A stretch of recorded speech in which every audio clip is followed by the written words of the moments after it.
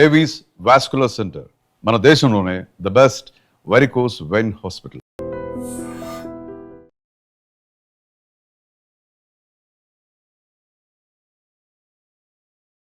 నమస్తే, welcome to I dream.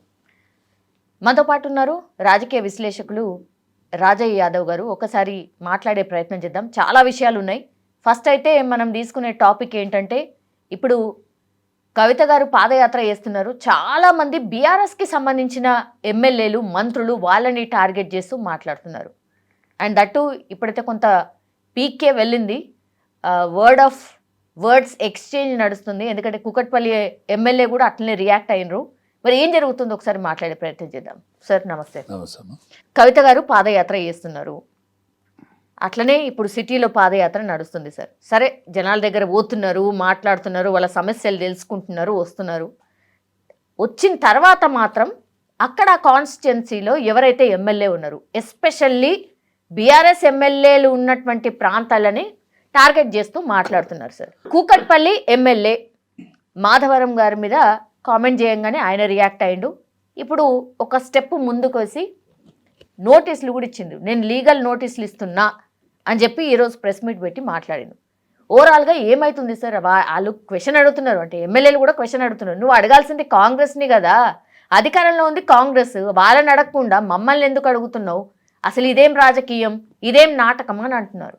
KCR వదిలిన బాణం కవిత అనే అనేది కదా ఇదివరకు. ఈ బాణం ఇప్పుడు రేవంత్ రెడ్డి వదులుతాడు. ముఖ్యంగా బీఆర్ఎస్ పార్టీని కంప్లీట్ క్లోజ్ చేయాలనేటువంటి ఆలోచనలో ఆయన ఉన్నాడు. ఆ క్లోజ్కు అక్కరకొచ్చే ముక్క, రమ్మే అయ్యే ముక్క ఎవరంటే కవిత. కవితకేం రాదు, కానీ టీఆర్ఎస్ఆ, దాని పేరు బీఆర్ఎస్కు నష్టం జరుగుతుంది. ఈమె మాట్లాడుతుంటే వాళ్ళు కూడా ఊకుంటలేరు కదా ఎమ్మెల్యేలు. ఈమె పరువు కూడా తీస్తాను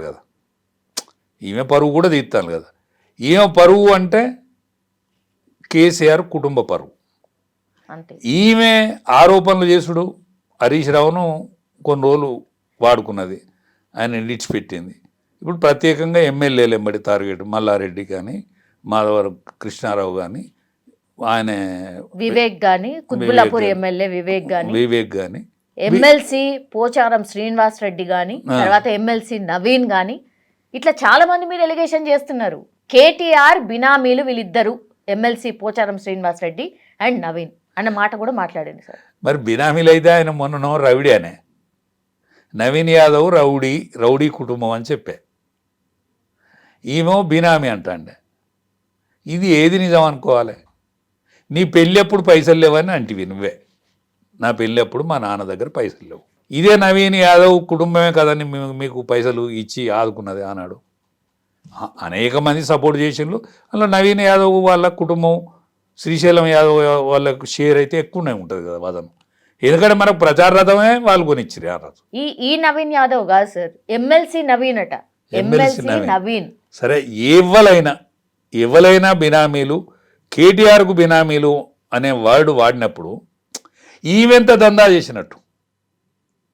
ఈమె ఎంత దందా చేస్తే, ఎంత లిక్కర్ స్కామ్లో ఇరికి గన్ని రోజులు జైలు ఉన్నది. ఆ జైలు ఉన్నప్పుడు మరి మీ అన్నను మీ బావ వచ్చిండ్రు కదా, అవినీతి పరులు, మీ ముఖం చూడ, మీరు నా దగ్గర రావద్దని వాళ్ళని అనొచ్చు కదా. ఆ రోజే అనొచ్చు కదా అంటాను.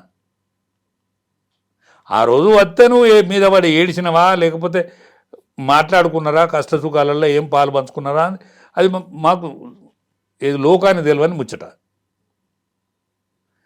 అవన్నీ చీకటి ఒప్పందాలలో నువ్వే అంటివి. బీఆర్ఎస్ను విలీనం చేస్తామన్నారు, నా బెయిల్ కోసం మాట్లాడిన నువ్వే చెప్తివి. బీజేపీను బీఆర్ఎస్ ఒక్కటైదాంది అని చెప్తివి. అది కాలక్రమేణా నీ నోటి వాక్యమా, లేకపోతే క్రమేణా వచ్చే విషయమా? ఎన్నటికైనా వాళ్ళు రెండు పార్టీలు ఒక్కటి కాకనైతే తప్పదు. ఈ ఇంటికి గుజిలేదా, ఆ ఇంటికి తడకలేదు. వానికి ఓన్ లీడర్ ఉన్నాడమ్మా. టీఆర్ఎస్ ఓనికి లీడర్ ఉన్నాడు, బీజేపీ ఓనికి క్యాడర్ ఉన్నది. బీజేపీ ఓనికి గ్రామాలలో క్యాడర్ ఉన్నది. అక్కడో ఇక్కడో లీడరు ఇవాళ కూడా గులాబీ అంగి దొడుక్కొని కనిపించే అటువంటి క్యారెక్టర్ కనిపిస్తానే నేను గ్రామాలలో ఎందుకు కనిపిస్తలేదు సార్? ఇప్పుడు స్థానిక ఎన్నికలల్లా బాగానే కొట్టిరు కదా. అవును, కాంగ్రెస్ పార్టీ తర్వాత వాళ్ళే వచ్చింది. అవును, ఇండిపెండెంట్ తర్వాత బీజేపీ వచ్చింది. ఇండిపెండెంట్ తర్వాత బీజేపీ వచ్చింది. బీజేపీ నాయకత్వాన్ని ఇవాళ నరేంద్ర మోడీ గారు అరే మీరు దిద్దుకోరా అనేటువంటి ప్రశ్నించాల్సిన రోజు వచ్చిందంటే బీజేపీ నాయకత్వం ఆలోచించుకోవాలి. ఎందుకంటే బీజేపీ నాయకత్వానికి 8 మంది పార్లమెంట్ మెంబర్లు ఉంటే ఒక 2 పాతోళ్ళు, 6 వేరే పార్టీ వాళ్ళు, కాంగ్రెస్ పార్టీకి సంబంధించిన వాళ్ళు, టీఆర్ఎస్కు సంబంధించిన వాళ్ళు ఆలోచించుకోవాలి. 8 అసెంబ్లీ మెంబర్లు ఉంటే 8 పరాయి పార్టీ వాళ్ళే. ఆ రాజాసింగ్ను నువ్వు వచ్చిన ముహూర్తం ఏందో రాజాసింగ్ను బయటికి పోయా. ఇది ఎన్నడూ ఈ బీజేపీ నాయకత్వాన్ని సోయొత్తది, ఎన్నడూ చదువుకుంటారు. ఇప్పుడు దేశమంతటా బీజేపీ వెలుగుతుంది, ఇక్కడ మాత్రం అలుగుతుంది. అదే కోపంతో మాట్లాడిండా నరేంద్ర మోడీ? అదే క్వశ్చన్ చేసిండా ఏంది నాయకులని? అవును, కనీసం ఓఐసీని చూసి నేర్చుకోండి అన్న కాడికి బీజేపీ నాయకులు ఎందుకు వచ్చారు సార్? అలా సోషల్ మీడియాలో ఒక్కసారి చూడండి ఓవైసీ ఎట్లా దుస్థితి. ఇది పార్టీ దుస్థితి, ఇది పార్టీ యొక్క దుస్థితి, నాయకత్వం యొక్క దుస్థితి.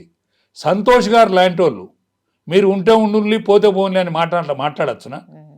ఆయన ఆజన్మ బ్రహ్మచారి, పార్టీ హితవు కోసమే బతికేతోడు. ఆయన మీద కేసు పెట్టిన ఒక బాలరాజును మాత్రమే తీసుకున్నారు పార్టీలకు. ఆయన మీద బాలరాజు కేసు పెట్టిండు. నువ్వు ఆల్ ఇండియాలో లెక్కకు వచ్చే మనిషివి. అమిత్ షా గారు, నరేంద్ర మోడీ గారు నీతో యోచన చేసే మనిషివి. అసలు మీరు సంకుచిత భావజాలంతో ఉన్నారా, లేకపోతే మీ మీద ప్రచారం జరుగుతుందా? సంకుచిత భావజాలంతో ఉంటే మీ సంకుచిత భావజాలం నువ్వు కట్టి పెట్టాలే. పార్టీ మీకంటే గొప్పది, మీరు పార్టీ కంటే గొప్పోళ్ళు గారు. పార్టీ మీకంటే గొప్పది, పార్టీ స్థానం ఇస్తే మీరు గొప్పోళ్ళు అయింది. ఒకవేళ దుష్ప్రచారమే జరుగుతుంది, లేకపోతే సోషల్ మీడియాలో ఏమన్నా వేరే తీరుగా వస్తుంది అనుకుంటే నా బోటని మాట అయిని, నీ ఏజ్ నాది, నీకు అవకాశం ఉన్నది, నువ్వు ఆజన్మ బ్రహ్మచారివి, ఆర్ఎస్ఎస్ బ్యాక్గ్రౌండ్ తోటి నువ్వు ఆల్ ఇండియా లెవెల్కి ఎదిగిపోయినావు. నేను ఇందిరాగాంధీ ఎమర్జెన్సీ పెట్టినప్పుడు నేను పనిచేసిన గోడల పంట రాసిన సీనియర్ ఏం కాదు నాకన్నా. నువ్వు ఒకవేళ నిజమే అయితే దిద్దుకో, నిజం కాకుంటే ఖండించు. నిజం కాకుంటే ఖండించాలండి, ఇది నిజం కాదు అని ఖండించాలి. ఉంటే ఉండి పోతే పోన్లే అనే వర్డ్ వచ్చినప్పుడు మరి టికెట్లు ఇచ్చినట్టు నువ్వు అందరు పాతోళ్ళకే చెప్పాను, మా వాళ్ళు కొత్త వాళ్ళు వద్దే ఈ పార్టీలకు అని అనకపోయాను. కొత్త వాళ్ళు మాకు వద్దు పాతోళ్ళకే ఇచ్చుకుంటామని అనకపోయాను.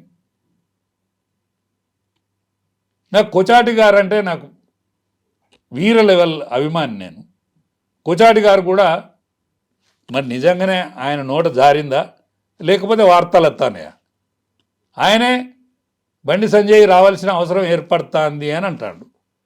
ఒకసారి బూత్ కమిటీ మాత్రమే అని వస్తుంది వాడు, బూత్ కమిటీ మాత్రమే బలము దీనికి. మీ సోషల్ మీడియాలోనే వచ్చింది, బూత్ కమిటీ ప్రాధాన్యత అని చెప్తాను.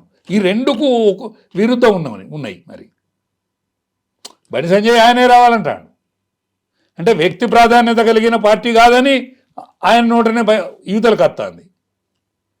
బూత్ కమిటీ ఉంటే చాలని ఆయనే అంటాడు. రెండు ఓదాని కోటి ఘర్షణ జరుగుతుంది. ఆయన అంటే నాకు అనంతమైన గౌరవం, నా ఒక్కరికే కాదు, నా ఫోటోలు అనేక మంది ఆయనను చూసి ఆయన యొక్క ఉపన్యాసాన్ని విని ఇంప్రెషన్ అయి ఉంటాం. అనేక విషయాలు చెప్తాడు ఆయన. కిషన్ రెడ్డి గారి క్యారెక్టర్ చెప్తాడు, బండి సంజయ్ గారి క్యారెక్టర్ చెప్తాడు, లక్ష్మణ్ గారి క్యారెక్టర్ చెప్తాడు. మరి ఇన్ని క్యారెక్టర్లు చెప్పినప్పుడు స్వయంగా మీరు మాట్లాడండి, మీరు పెద్దవారు చేసుకొని వీళ్ళందరితో మాట్లాడండి. యావత్ భారతావనిలా పార్టీ పైకొచ్చి భారతావనిలా ఎన్డీఏ రూపంలో కానీ బీజేపీ రూపంలో కానీ రాష్ట్రాలు పరిపాలిస్తానే. ఇవాళ గుజరాత్ తర్వాత నీకు పశ్చిమ బెంగాల్ కూడా పరిపాలించే స్థితి నిర్మాణం అవుతుంది. కానీ తెలంగాణకు ఏం పట్టింది? మనలాంటి వాళ్ళన్నా మీలాంటి వాళ్ళు పెద్దలన్నా సాయం చేయకపోతే తెలంగాణ ఎట్లా కావాలి? అంటే కొత్తోళ్ళు వచ్చి డిస్టర్బెన్స్ అవుతుందా, పార్టీ లైన్ అర్థమైతలేదా, ఏంది ప్రాబ్లం ఏంది? ఒక్కటే కొత్తోళ్ళు వచ్చిందమ్మా, మరి కొత్తోళ్ళు రాకుంటే ఇంత అవునా? నీకు 35% ఓట్లు వచ్చినాయి కదా, అవు 35% ఓట్లు వచ్చినాయి కదా. నువ్వు అస్సాం ముఖ్యమంత్రి కొత్త ఆయనే చేసింది కదా. మీరు అనేక మంది కొత్త వాళ్ళని తీసుకుంటాను కదా. ఇవాళ తమిళనాడులో కూడా అనేక మంది కొత్త వాళ్ళని తీసుకున్నారు కదా. ఇవాళ కేరళ గ్రామ పంచాయతీలలో కూడా అనేక మంది కొత్త వాళ్ళని తీసుకొని మీరు ప్రయోగం చేస్తాను కదా. అంటే కొత్త వాళ్ళు లేకుంటే కాదు కదా. పాతోళ్ళు మాత్రమే ఎప్పటికి పాలు కొలుపుకొని ఉంటారా? మరి అన్ని డిస్టర్బెన్స్ వస్తుంది మన దగ్గర. అన్ని రాష్ట్రాలు ఒకటేలాగా ఉండవు కదా సార్, ఒకటేలాగా ఆలోచన ధోరణి ఉండదు కదా, అట్లా అనుకోవచ్చు కదా. మరి తెలంగాణలో నీకు 35% ఓట్లు వచ్చినాయి, 62 అసెంబ్లీ కాన్స్టిట్యున్సీల మెజార్టీ వచ్చింది. దాన్ని ఎందుకు నాశనం చేసినట్టు? దాన్ని రేవుకు ఎందుకు తెచ్చుకున్నట్టు? ప్రధాని కూడా అదే అడుగుతున్నారు కదా. పర్ఫార్మెన్స్ ప్రధానమంత్రి గారు కూడా వీళ్ళ నడువుడు కాదు, మీరేదైనా చేయండి. అమిత్ షా గారు, ప్రధానమంత్రి గారు, మీరు ఇద్దరు కలిసో లేకపోతే ఇంకెవరన్నా నిష్ఠాతులు వీళ్ళందరూ కలిసి ఈ తెలంగాణను బాగు చేయండి. తెలంగాణలో అనేక సంవత్సరాల నుంచి నెలకొన్నటువంటి ఈ స్తబ్దతను నాశనం చేయండి. అనేక మంది సామాన్యులు అనుకుంటాను, అరే తెలంగాణ కనిపించలేదా బీజేపీకి, తెలంగాణ విషయం అందనక పోతలేదా, అనేక మంది అనుకుంటాను. సార్ ఓటర్లు ఉన్నారు, నాయకులు లేరు, కరెక్టా? కరెక్ట్. ఎట్లా తయారు కావాలి? క్యాడర్ కూడా ఉన్నది 18 ఏళ్ళ నుంచి 30 ఏళ్ళ వరకు క్యాడర్ కూడా ఉన్నది.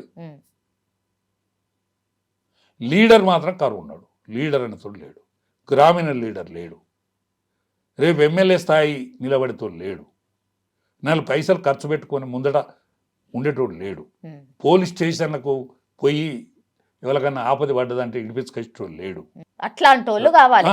హాస్పిటల్కు తీసుకుపోయి జైన్ చేసేటోడు లేడు, ఎవరికన్నా ఆకలి అవుతానో మంచినీళ్ళు దూపు అవుతానో జేబులో చేయబెట్టేటోడు లేడు. కాబట్టి ఇవన్నీ గ్రహించద్దా?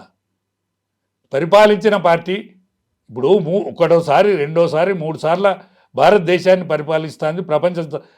ప్రపంచ రాజకీయాలలో ఒక మేటి మగధీరుని వదగా పేరున్నటువంటి నాయకత్వం కింద పనిచేసేటువంటి అదృష్టం దొరికినందుకు ఈ తెలంగాణ దురదృష్టమైంది. ఇప్పుడు కల్పించిన వాళ్ళు కేంద్రం పెద్దలు కాదా? బండి సంజయ్ని ఎందుకు మార్చాలా? బండి సంజయ్ని మార్చబట్టే గల ఇదంతా జరిగింది కాదంటారా? బండి సంజయ్ రిపేర్ చేస్తుంది ఇప్పటికీ ఆయనే. బండి సంజయ్ కేంద్ర హోంమంత్రి, చెప్పాలా సార్?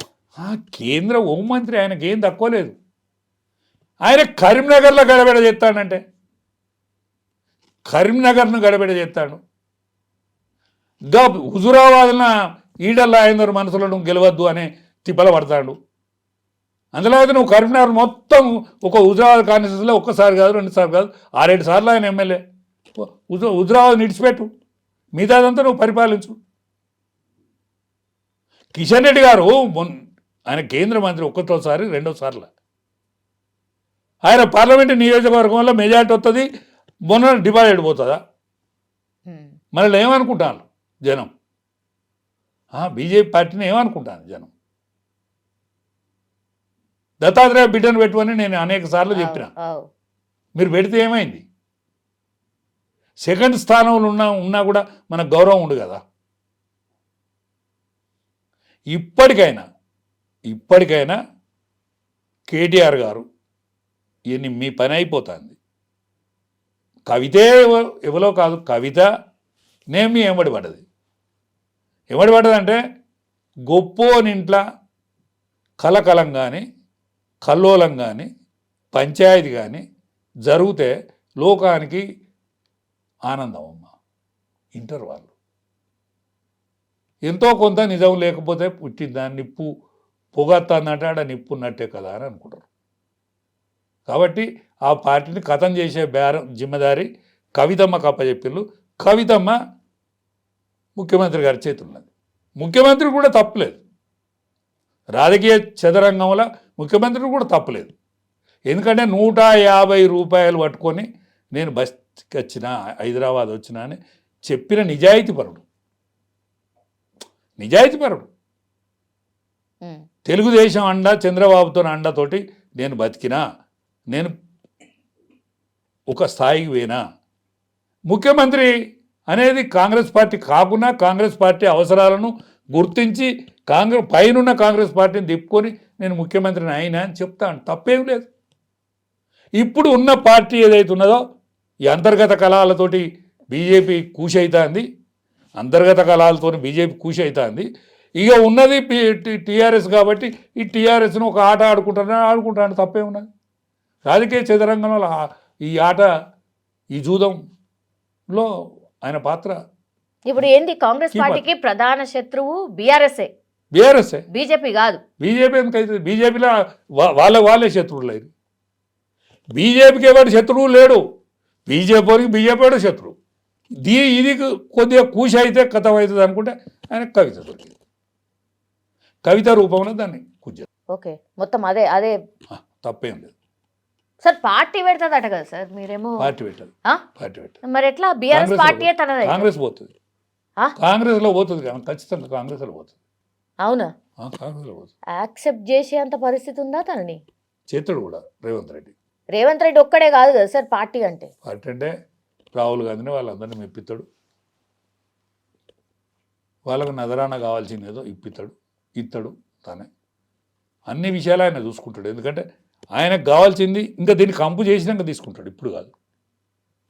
ఈ పార్టీని కథమయ్యే దేశకు తీసుకొచ్చినాక ఇప్పుడు మొట్టమొదలు ఆమె మన హరీష్ రావును టార్గెట్ చేసింది. ఇప్పుడు ఎమ్మెల్యేలు వెంబడి పడ్డది. ఎవరిని ఇడిచిపెట్టది. ఇప్పుడు కేటీఆర్ వెంబడే పడ్డది కదా, ఇప్పుడు బినామీ అని చెప్తాను కదా, అంటే ఎవరు ఎందుకు ఇడిచిపెట్టదు? ఆయనే ఏది టార్గెట్ చేయమంటే టార్గెట్ చేస్తుంది. రేవంత్ రెడ్డి చేతిలో అప్పుడు రామజిల్క ప్రాణం ఫకీర్ చేతిలో ఉన్నట్టు రేవంత్ రెడ్డి చేతిలో టీఆర్ఎస్ ప్రాణం ఉన్నది. అంతర్గత కలహాలతోటి బీజేపీ ఉన్నది. యావత్ భారతావనిలో ఎన్డీఏ ప్రభుత్వం బీజేపీ ప్రభుత్వం వచ్చిన, ఇప్పుడు పశ్చిమ బెంగాల్లో ప్రభుత్వం వచ్చిన, కేరళలో ప్రభుత్వం వచ్చిన, ఇవాళ ఆఖరికి తమిళనాడులో కూడా ఉమ్మడి ప్రభుత్వం వచ్చిన, ఇక్కడ మాత్రం ప్రభుత్వం వచ్చేటట్లేదు బీజేపీ. సార్ ఇంకా 3 సంవత్సరాలు ఉంది సార్. 3 సంవత్సరాలు అన్నది ఇప్పటికైనా బుద్ధి తెచ్చుకొని అందరూ ఒక సమైక్య రాగం పాడి, బీసీ ఐడియాలజీ కూడా మామూలుగా లేదు. మొన్న కాంగ్రెస్ పార్టీ ఎట్లా గెలిచింది? బీసీకి టికెట్ ఇచ్చింది. వీళ్ళు ఇద్దరు కొట్టుకొచ్చారు, ఎక్కడోడక్కడ కొట్టుకొచ్చారు, కూసేయంలో కాలేదు. అందుకే నా విజ్ఞప్తి ఒక్కటే, ఈ 2 పార్టీలు కూడా సోయి తెచ్చుకొని టీఆర్ఎస్ ఈ కేటీఆర్ కానీ ఈ కేసీఆర్ కానీ వాళ్ళు బీఆర్ఎస్ ఉంచుకోవాలి, అంతలో అయితే టీఆర్ఎస్ని మాత్రం హరీష్ అప్పచెప్పాలి. ఆ ఉన్న నాయకత్వాన్ని ఆయన దక్కించుకుంటాడు. బీసీ ముఖ్యమంత్రిని ముందడ పెట్టాలి. కాంగ్రెస్ పార్టీలో ఉన్న కొంతమంది ఉన్నారు, రాజగోపాల్ రెడ్డి లాంటి వాళ్ళు ఉన్నారు, అటువంటి వాళ్ళు కూడా బయటకు వస్తారు. వీళ్ళందరినీ సొమ్ము చేసుకోవాల్సిన అవసరం ఈ 2 పార్టీల మీద ఉన్నది. ఈ 2 పార్టీలు కలిస్తే ఒక బీసీ ఐడియాలజీని కూడా ముందడుగు పెట్టి ఒక బీసీ ముఖ్యమంత్రిని రాబోయే రోజులలో మనకు ఛాన్స్ తీసుకుంటే వీళ్ళు సక్సెస్ అవుతారు, లేకపోతే ఫెయిల్ అవుతారు. ఆల్ ఇండియాలో ఒకే ఒక ప్రభుత్వం తెలంగాణలో ఉంటుంది. అది వీళ్ళ అసమర్థత వలన, 2 పార్టీల అసమర్థత వలన ఉంటుంది. కాదు సార్, ఇప్పుడు బీఆర్ఎస్ టీఆర్ఎస్ వేరువేరుగా కావాలని కోరిక ఏంది? ఎట్లయితది?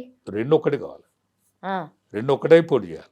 లేకపోతే మొత్తం సెక్షన్ అన్న బీజేపీలో కలవాలి. అమిత్ షా గారు లాంటి వాళ్ళు ఈ తెలంగాణలో ఎట్లా యాక్సెప్ట్ చేస్తారు జనాలు? కాంగ్రెస్ పార్టీ మీద ప్రేమ లేదమ్మా, కేసీఆర్ మీద కోపంతో కాంగ్రెస్ పార్టీకి ఓట్లేసారు. కేసీఆర్ మీద కోపమా, ఆయన కింద ఉన్నటువంటి ఎమ్మెల్యేల మీదనా? ఎమ్మెల్యే ఇందుగలడందు లేడని సందేహం వాళ్ళ సిక్కిరి. ఎన్నెందు వెతికినా అన్నందు పొరపాట్లు ఉన్నాయి. కాబట్టి ఆనాడి పరిస్థితులల్లో వాళ్ళు కరెక్టే, ప్రజానీకం తీర్పు ఇచ్చింది. ఆ తీర్పును మళ్ళా పార్లమెంట్ వరకు బీజేపీ కూడా అవకాశం ఇచ్చింది. బీజేపీ నేర్చుకోలేదు. అంతర్గత కలహాలతో టీఆర్ఎస్ నాశనం అయింది. ఇప్పుడు కవిత గారు నిజంగానే అంటే స్టార్టింగ్లో మీరు చెప్పినట్టుగా కేసీఆర్ వదిలిన బాణము అని ఎందుకు అనుకోవట్లేదు? నిజంగానే ఇదంతా అల్లకల్లోలం చేసిన తర్వాత వాళ్ళ ఫ్యామిలీ పిలిస్తే పోదా? పోతే ఏమవుతుందమ్మా? ఇస్తాడేమో, ఆమెనే సీఎం నువ్వేగా అంటాడేమో. అట్లా కాదమ్మా, ఎట్లా కామెంట్ అవుతుందా? కామెంట్ అయ్యేదేనా? మొత్తం ఖరాబ్ చేసి దాన్ని దుక్కి చేసి దాన్ని మొత్తం నాశనం చేసి మా వాళ్ళందరూ దొంగలు, లంగలు, లఫుట్లు, లుచ్చలు అని చెప్పుకున్నాక పోతే ముఖ్యమంత్రి అవుతా? నీ తండ్రి పానంతో ఉంటే కదా ముఖ్యమంత్రి అయ్యేది. నువ్వు పానం తీసేందుకే మోపైతివి. నువ్వు కుటుంబ పరువే కదా తీసేది ఇప్పుడు. అందుకంటే ఏం చేస్తాను సార్? ఎందుకు సార్ కేటీఆర్ కానీ హరీష్ రావు కానీ ఎందుకు రెస్పాండ్ అవుతలేరు? ఆమె ఎలిగేషన్ మీద ఎలిగేషన్ చేస్తుంది, భయంకరంగా మాట్లాడుతుంది. పాపం వీళ్ళకి కూడా శక్తి సరిపోతలేదు. అంటే ఎమ్మెల్యేల మీద ఆమె మాట్లాడేసరికి వాళ్ళకు కూడా అర్థమైతలేదు ఎట్లా రియాక్ట్ కావాలా అనేది. అర్థం కాక మాట్లాడతలేరమ్మా.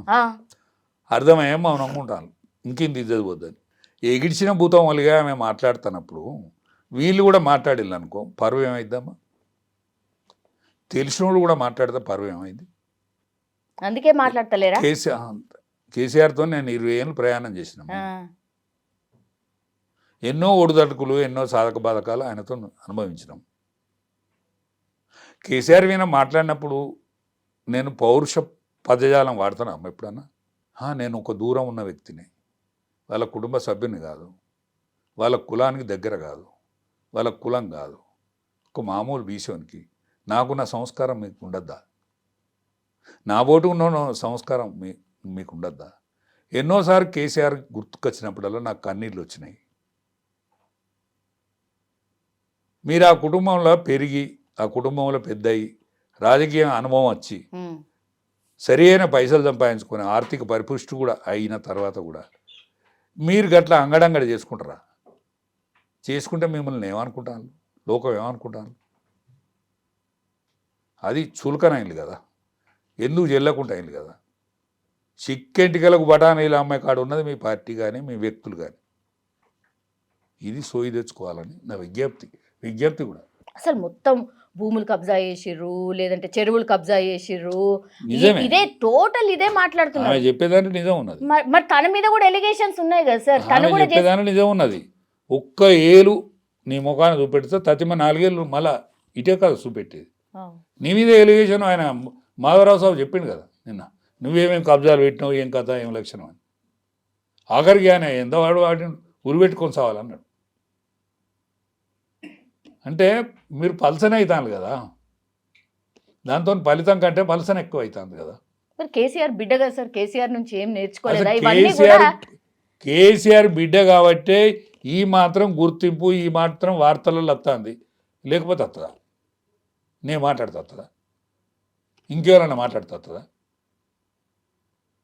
మాధవరావు కృష్ణారావు ఎమ్మెల్యే 4 సార్లు 3 సార్లు ఎమ్మెల్యే, ఆయన మాట్లాడితే వార్తగా వచ్చింది. వేరే వాళ్ళు మాట్లాడితే వార్త వస్తుందా? మీరు చిన్న స్థాయి అంటుంది తనని. మీరు చిన్న స్థాయి వ్యక్తులు, అసలు ఈయన మాట్లాడడానికి కూడా ఏం లేదు ఈయన మీద, ఆయన వెనకాల ఎవరో ఉండి మాట్లాడిస్తున్నారు అంటున్నారు. ఆమె చిన్న స్థాయి వ్యక్తి అయితే నువ్వు ఉద్యమం లేవు కదా, నువ్వు ఒక అమెరికాకు బతకపోయినావు కదా, నీ స్థాయి ఎంత? ఆనాడు నీ స్థాయి ఎంత? పార్టీలకు వచ్చిండ్రు మాకు అందరికి ఎరక కదా. ప్రకాష్ గారు కదా నేను తీర్చిదిద్దింది, ఈ ప్రకాష్ గారు కదా నీకు ఇది బతుకమ్మను అప్పచెప్పి దానికి జాగృతి అయిన పేరు పెట్టించి ఇవంతా డైరెక్షన్ చేసింది వి ప్రకాష్ గారు కదా. వి ప్రకాష్ గారికి నిన్ను ఉతికి పారెత్తాండి ఇవాళ సోషల్ మీడియాలో వస్తుంది. మరి ఆయన వి ప్రకాష్ గారితో మాట్లాడు ఒకసారి, ఆయన మీద మాట్లాడు. ఏం మాట్లాడతావు? నీ దగ్గర సబ్జెక్ట్ ఉండదు, ఆయన మీద మాట్లాడాలి. ఇప్పుడు బయటకెళ్ళి వచ్చిన వాళ్ళ వ్యక్తులు ఎవరైతే ఉన్నారో వీళ్ళంతా బీటీ బ్యాచ్ అంటున్నారు. బీటీ బ్యాచ్ అంటే బంగారు తెలంగాణని దోచుకోవడానికి వచ్చినటువంటి బ్యాచ్ అని ఇప్పుడు ఈ మాధవరం కావచ్చు కొంతమంది మీద తను మాట్లాడిండు సార్, వాళ్ళు మాట్లాడిండ్రు. ఆమె మాట్లాడిన దాంట్లో కూడా కొంత తప్పేం లేదు, ఎందుకంటే ఉద్యమకారులు వెళ్ళిపోయి పార్టీలు లేరు తను చెప్తుంది, ఇప్పుడు చెప్తున్నారు. ఆనాడు ఏమైంది? మీరు అధికారంలో ఉన్న కాడ నుంచి ఉన్ననాడు ఉద్యమకారులందరినీ తీసేస్తాను నాయన ఇది మంచిది కాదు అని మీ తల్లితో చెప్పని ఉంటుంది కదా. నువ్వు బహిరంగ సవాలు ఆనాడే చేయనుంటి కదా, నువ్వు ఒక పొజిషన్లో ఉన్నావు కదా ఆనాడు, నువ్వు ఒక పార్లమెంట్ మెంబరు కదా ఆనాడు అంటే వీళ్ళు ఉండేది. ఇవాళ బీ టీం అయిందా? ఇప్పుడు 20 దాకా ఇక్కడ బీ టీమేనా? ఇవాళ మమ్మల్ని అందరినీ కొట్టిన లేనారు మా మాజీ మంత్రి వారి ఉండే శ్రీనివాస్ యాదవ్ మమ్మల్ని మెదకులో తరిగినైనా మంత్రి అయ్యిండు. మంత్రిని ఎందుకు చేస్తానో నాయన అడగనుంటివి. రాజయ్య యాదవ్ని చైర్మన్ చేసిండు, 1000 కోట్లు కట్టి కథం చేసిండు. నానా రాజయ్య గారు ఉద్యమకారుడు, నీతో పాటు జైలుకి వచ్చిండు, ఆయనను చైర్మన్ చేసి 1000 కోట్లు ఎందుకు కొట్టేస్తాను అని అడగనుంటివి అన్నాడు. శభాష్ అందరూ లేకపోతే ఆయన వెనకకొచ్చి దిద్దుకొని మంచిగా ఉండు. ఇవాళ మీ పార్టీకి ఈ దుస్థితి పట్టకపోవు కదా, అది గ్రహించాలి. ఇప్పుడు నెక్స్ట్ ఏంటి సార్? పాదయాత్ర అని చేస్తున్నారు తను. ఏ యాత్ర చేసినా కూడా దాని నాశన యాత్రే. ఏది బీఆర్ఎస్కు నాశన యాత్ర. నువ్వు ఏ యాత్ర అన్నది చెయ్యి, ఎన్ని ఊళ్ళన్నా తిరుగు. పార్టీని అట్లా గాలికి వదిలేసే పరిస్థితి ఉంటుందా సార్? పార్టీ గాలికి వదిలేసినా కూడా వాళ్ళు ఏమనుకుంటారంటే రిజల్ట్ మనకు వస్తుంది, వదిలేసినా ఏం కాదు, ఎందరు తిట్టినా ఏం కాదని ఎవరికి వాళ్ళే పట్టించుకుంటలేరు. కానీ పార్టీ అన్నాల్లో ఉండదు అట్ట. ఇప్పుడు నరేంద్ర మోడీ లాంటి వాళ్ళు బీజేపీ పార్లమెంట్ మెంబర్లను దగ్గర పిలిచి ఇది ఏందా, ఇది మీరు ఏం చేస్తాను అని అడిగే రోజు వచ్చిందా? లేదా? ఇప్పుడు నేను మిమ్మల్ని ఎవరు అడుగుతలేడు. కేసీఆర్కి శాతం అవుతుందా శాతం అయితే లేదా తెలియదు, కానీ పిలిచి అడగాలి కదా ఆయన. ఎందుకని అడుగుతలేడు మరి? ఇంకెంత డ్యామేజ్ కావాలా? అంటే కూతురు కాబట్టి ఏం చేయలేని పరిస్థితిలో ఉన్నారా? అంటే ఏమవుతుంది అని ఇక చెప్పద్దమ్మా, ఇప్పుడు ఏం కాదు. అది నాశన కాలానికి వచ్చింది, దాన్ని ఏం కాపాడలేము. కాపాడుకోవాలంటే హరీష్ రావుతోడే ఓకే ముందడికి వచ్చి ఉన్న పార్టీని కాపాడుకోవాలి, ఉన్న లీడర్షిప్ని కాపాడుకోవాలి తప్ప ఆయన కూడా సైలెంట్గా ఎన్నో రోజులు ఉంటే కట్టప్పలాగా ఉండద్దు. ఆయన ఇంకో టాక్ ఏంటంటే సార్, ఆయన బీజేపీలోకి పోతుండ్రు అనేది కూడా ఒక చర్చ స్టార్ట్ అయింది. మరి ఒకటే అమ్మా, ఆయన పోయినంత మాత్రాన బీజేపీ కూడా ఒరిగేది ఏం లేదు. బీజేపీలో 8 మంది పార్లమెంట్ మెంబర్లు ఉన్నారు, వాళ్ళతోనే ఏమైతే లేదా. 8 మంది అసెంబ్లీ మెంబర్లు ఉన్నారు, ఏమైతే లేదా. ఆయన ఒకడు పోతే కాదు, ఇదంతా ఒక రూపాన్ని తెచ్చి దీన్ని ఒక లెవెల్కు ఉన్నదాన్ని దాన్ని కాపాడి దానికి ఒక పొజిషన్ ఇచ్చి బీజేపీలో కూడా ప్రక్షాళన జరిగి అందరు సీనియర్సు జూనియర్సు యంగ్స్ను కూడా బాధ్యతలు ఇచ్చి ఇవన్నీ చేస్తే అవుతుంది. ఇదంతా అంత అల్కగా అయ్యేది కాదు. ఇప్పుడు సోషల్ మీడియా గురించి మాట్లాడండు. సోషల్ మీడియా నేను రఘునందను ధర్మపురి అరవింద్ తప్ప ఎవరన్నా మాట్లాడతారమ్మా సోషల్ మీడియాలో? నేనంటే ఊరుకు లేనోడిని, పేరూరు లేనోడిని నేను. 2 పార్లమెంట్ మెంబర్లు మాట్లాడతారు. ఎప్పుడన్నా ఊరినట్టు మాట్లాడితే బండి సంజయ్ మాట్లాడతాడు.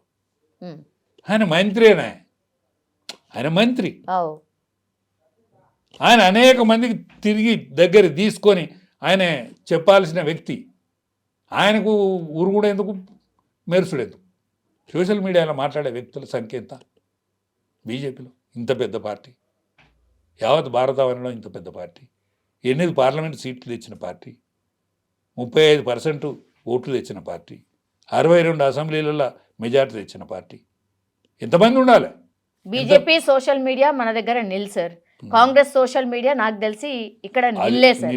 మొత్తం అంతా బీఆర్ఎస్ కే ఉంది. బీఆర్ఎస్ అట్లా మాత్రమే బతుకుతాను. సోషల్ మీడియా బతికిస్తాను బీఆర్ఎస్ను. ఇప్పుడు కవితో పక్క మన ఏది తోడులేనా, ఎలుక తోడినాడు తోడుతూనే ఉండే పార్టీని.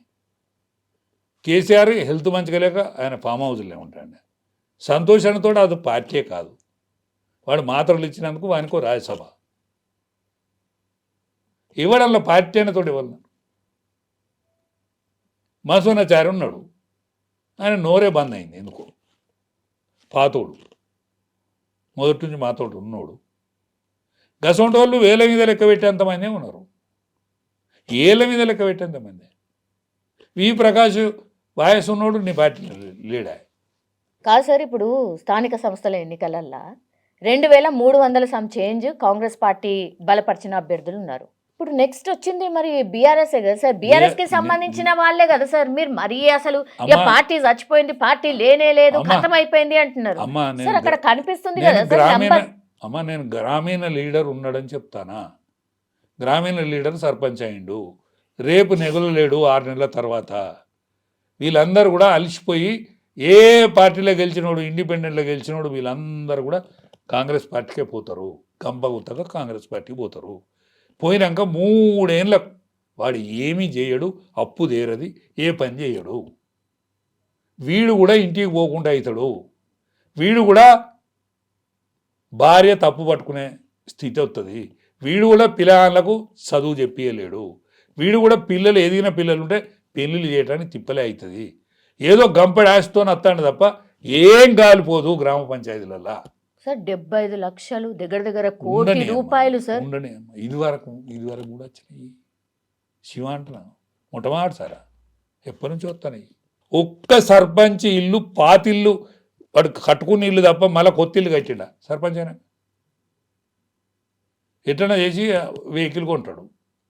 అప్పెట్లా వెహికల్ కొనాలి కదా తిరుగుతాం. అదే ఆడవాళ్ళు సర్పంచ్లు ఆయన వాళ్ళకు దోసనియ్యాడు, వీడు మొగోడే చెప్తా అంటాడు అంతా. నేను కూడా సర్పంచ్ అని ఆమె ఇంటి పని చేస్తుంది. రేపటి నుంచి నాటైపోదు, రేపటి నుంచి నాటుకుపోదు, బాయికి ఆడిపోదు. అట్లా సంసారం ఆగమావుడే కదా. ఆమె సర్పంచ్, వీడు మెసలనియ్యాడు, వీడే సర్పంచ్ అని తిరుగుతాడు. నేను సర్పంచ్ అని అంటాడు. ఈయనకెక్కనో ఒక ఆడు ఉంటుంది కదా, అరే నేను సర్పంచ్ అయితే ఈయన సర్పంచ్ అని తిరుగుతాడు. ఆమె కూడా సర్పంచ్ బాట ఆమె పడుతుంది. ఇద్దరు పడి సంసారం కూసి అవుతుంది. ఇది నేను చెప్పేది నగ్న సత్యాలు. ఇదేంటి సార్ సర్పంచ్ అవుడు చాలా గొప్ప అనుకుంటే మీరు మొత్తం నగ్న సత్యాలు. కలెక్టర్కున్న సర్పంచ్కే పెద్ద అధికారము, కానీ గ్రామీణ వాతావరణం బాగా కలుషితమై ఉన్నది. ఈ కలుషితంలో ఈ పెత్తనాన్ని దక్కించుకున్నాడు చాలా కష్టం అవుతుంది. చాలా మంది యంగ్ వాళ్ళు అయినరు సార్, అంటే 35-40 సంవత్సరాల వాళ్ళు అయినరు. ఈసారి యంగ్సే అవుతారు. యంగ్సే మంచి కూడా చేస్తారు, మంచి చేయాలని కూడా అనుకుంటారు. కానీ కావద్దా మంచి చేస్తేందుకు మనీ కూడా కావాలి కదా. ఏడికెళ్ళి అన్నిటికీ కావాల్సింది పైసలే. పైసలు ఉంటే కానీ ఏది పని కదలదు, ఎవరి మాట వినరు. అంతే కదా సార్? అంతే. ఏమున్నా సరే రేవంత్ రెడ్డి ధైర్యం చేసి ఎన్నికలు పెట్టినందుకు సంతోషం. ఎందుకంటే రాష్ట్రంలో అంటే కేంద్రం నుంచి రావాల్సిన 3,000 కోట్లు సార్, 3,000 కోట్లు వస్తున్నాయి. సంతోషం, అదొకటి. అది సంతోషించదగ్గ విషయం. సరే రేవంత్ రెడ్డి పరిపాలన మంచిగున్నదా మంచిగా లేదా, ఆయన ఇచ్చిన హామీలు నెరవేరలేదా అనేది పక్కకు పెట్టి ఆయన పార్టీలతో మాత్రం ఆట ఆడుకుంటాడు. బీజేపీతో ఆడుకోవాల్సిన అవసరం లేదు. బీజేపీ ఆడుకుంటుంది. బీజేపీ టార్గెట్ గానే బీజేపీ ఆల్ ఇండియాలో ఒక వెలిగే పార్టీ ఒక్క తెలంగాణలో తప్ప. వాళ్ళగా అంతర్గత కళాలతో అది కూషయింది. ఈ మీద అది కూడా అంతర్గత కళమే కదా. ఇక మిగిలిన పార్టీ బీఆర్ఎస్ కదా. బీఆర్ఎస్ను ఇక కవితక్క దొరికింది, ఆ కవితక్కతోనే ఆయన ఆట ఆడుకుంటాడు. కాదు సార్, ఇప్పుడు బీజేపీ డైరెక్ట్ గానే ప్రధాని మోడీయే చెప్పిండు కదా ఇట్లయితే నడవదు, నా దగ్గర మీ రిపోర్ట్స్ అన్నీ ఉన్నాయి. అసలు గింత పెద్ద మాట ఓవైసీతో పోల్చిండు సార్. ఓవైసీని చూసి నేర్చుకోండి అని అంటే ఏంది? అంటే కేంద్రంలో పెద్ద కదలిక వచ్చినట్లు లెక్క. కేంద్రంలో పెద్ద కదలిక వచ్చినట్లు లెక్క. అంటే ఏదో జరగబోతుందా చెయ్యబోతున్నామన్నా ఏంటి? ఖచ్చితంగా చేస్తారు. ఈ రాష్ట్రాన్ని కూడా ఒడిచిపట్టుకునే దిశగానే పోతారు. ఎందుకంటే ఫైనాన్షియల్గా చాలా స్టేటస్ ఉన్న రాష్ట్రం, పోతే వనరులు కూడా ఎక్కువ ఉన్న రాష్ట్రం, భూమి ఉన్న రాష్ట్రం. ఆర్థిక చిత్రపటంలో కూడా ఇప్పుడు ఢిల్లీ ఉన్నది, అక్కడ కాలుష్యం, పోతే స్థలం లేదు. బాంబే ఉన్నది ఆర్థిక రాజధాని, అక్కడ కూడా స్థలం కరువైంది. కలకత్తా ఉన్నది, ఇదివరకు ఉన్న మంచి పేరు అయితే లేదు దానికి.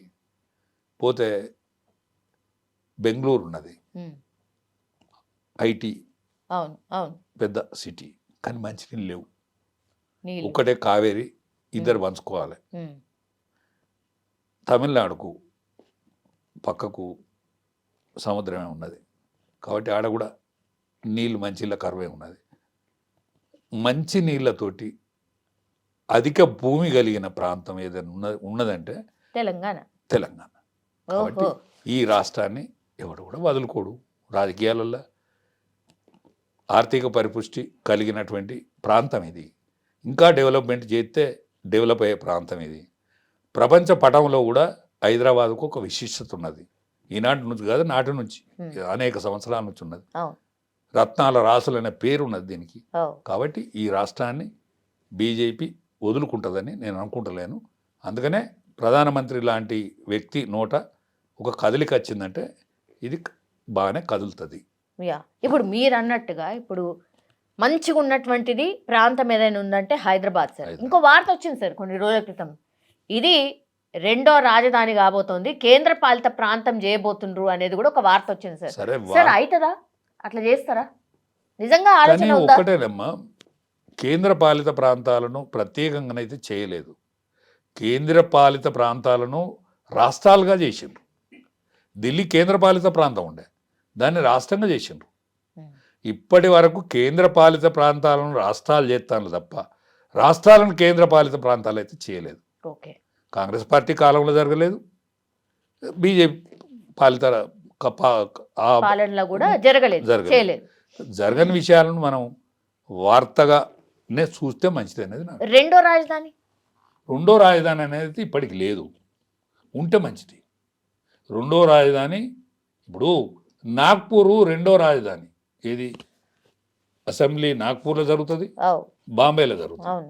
అట్లనే ఈ ప్రాంతాన్ని కూడా, దక్షిణాది ప్రాంతంలో ఈ ప్రాంతాన్ని కూడా తెలంగాణలో తెలంగాణ సెంటర్ చేసుకొని పార్లమెంట్ హౌస్ ఇక్కడ కూడా కట్టి ఒక 6 నెలలు ఒక సెషన్ 2 సెషన్లో ఇక్కడ కూడా పెడితే తప్పు లేదు. ఎందుకంటే దక్షిణాది సువిశాలమైన భారతదేశానికి ఈ 2 ప్రాంతాలలో అన్ని ప్రాంతాల మీద పట్టు ఉండాలనుకుంటే ఇక్కడ కూడా ఇప్పుడు రాష్ట్రపతి ముర్ము గారు విడిదికి వస్తుంది మన దగ్గరికి.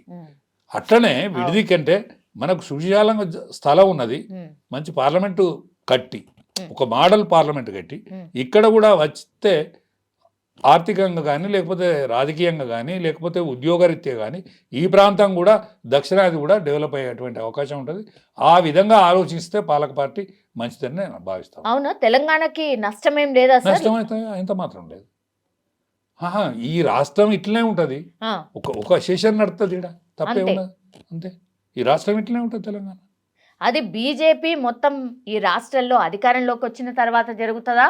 మేబీ ఇప్పుడే జరగవచ్చా? లేదమ్మా, ఈ విధంగా చేసినా చేయొచ్చు, కానీ బీజేపీ వచ్చే ఛాన్సెస్ అయితే ఉన్నాయి. కనుక ఈ దిద్దుకోవాలి.